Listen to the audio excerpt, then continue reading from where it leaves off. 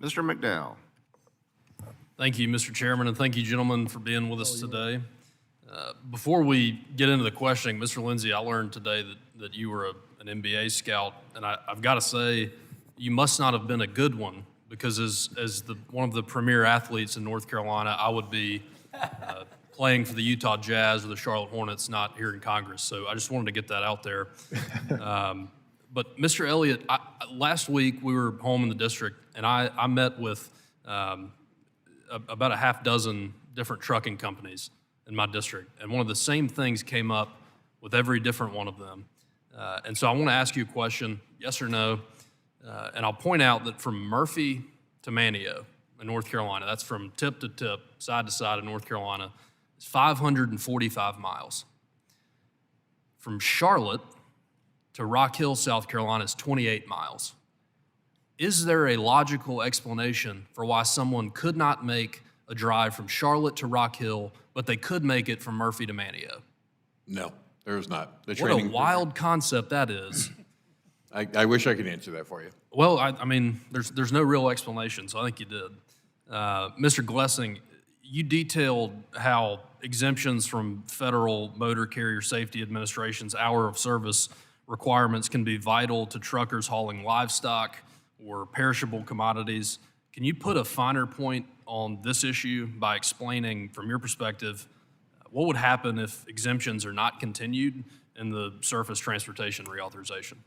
Certainly appreciate the question. When we're hauling animals, for instance, the animal welfare aspect of that is probably obviously the safety around you, but also those animals in that trailer. And if you lift that exemption, you'd hate to think what would happen, because when you are that close, those critters need to get where they're going, and that's why it's so important to keep that. Gotcha. Mr. Elliott, another thing that came up last week in my meetings was where are these truckers supposed to park?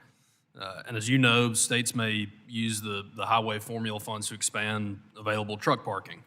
However, as we learned at a hearing here in January, shortages of truck parking still exist, and truckers can spend nearly an hour on average looking for a parking spot. In your opinion, why have states prioritized other highway projects over truck parking, and what can be done to incentivize investments and increase capacity for parking along major trucking routes? I think truck parking is not essentially the sexiest thing for constituents when they take it back. Everyone needs products, wants products, so they want it faster and faster, but yet nobody wants trucks. Those things do not balance or go together. Like you said, an hour a day spent on that. Our drivers on average use 6 to 7 hours of their 11. They sat 1.2 billion hours last year in traffic. That equates to 435,000 trucks that never moved, that sat idle. So that's, again, part of where our industry looks at weight increases or size increases and say, that's a Band-Aid on a much larger problem that we need to fix the congestion. And if we help fix the congestion, it would help the trucking parking situation hand in hand. Gotcha. Mr. Lindsay, what federal policies or local recruitment initiatives do you think are most effective in supporting the trucking and supply chain logistics industry, and how could Congress remove barriers to entry for individuals who are interested in pursuing careers in trucking? Thank you for the question. And I noticed you walked in. You have a plus wingspan, which is absolutely something we would look for. So I should have written that up earlier. I apologize. Look, doing everything we can do to train. We've heard the word train up here, which is fantastic. The ease of getting a CDL, but the ease of training those folks, making that more attractive and keeping them in the profession. We continue to lose folks. We got to keep them in the profession. One of the ways we believe you can do that is to make their routes as efficient as possible and take as much stress off of them as we can, and eliminate as much driver fatigue as possible.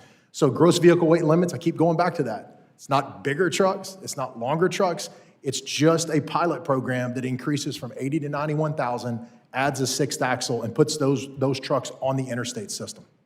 Gotcha. Thank you. Mr. Chairman, I yield back. Gentleman yields back.